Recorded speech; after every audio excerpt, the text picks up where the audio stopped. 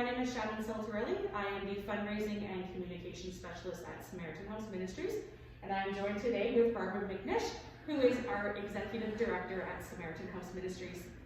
Yesterday we kicked off a new initiative leading up to October 10th, which is World Homeless Day.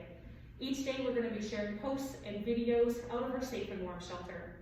Today Barbara is going to be sharing with us some of our numbers out of the shelter, and as well some of the generalized reasons why the numbers may have been going up year over year.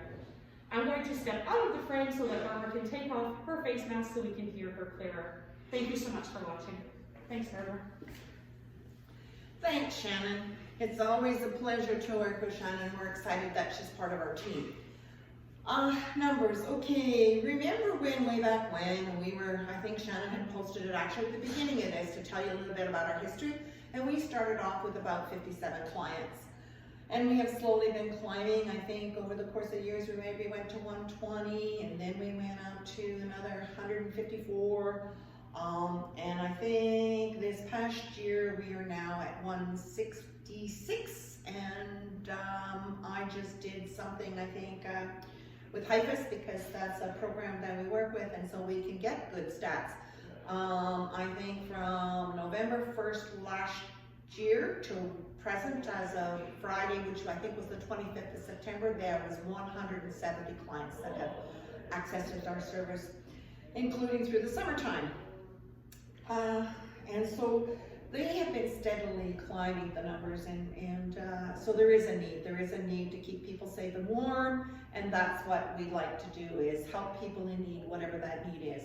And there's a variety of needs. Sometimes people come because they might come because the night that there's been an altercation with somebody, and so the place they were staying, they need a break. So they need to come for a few days until things kind of get settled and they can go back. Or perhaps they're couch surfing, so they need to come and get a break as well, because you know, it's just, it puts people's housing at risk.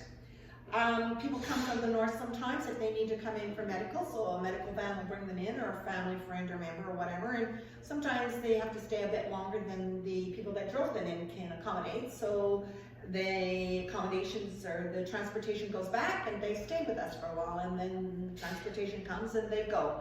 We have more transient people in the summer usually anyways, because they're traveling from east to west, because Vancouver's always a warmer climate to spend the winter. And so we get more, our numbers are a little more higher during that time.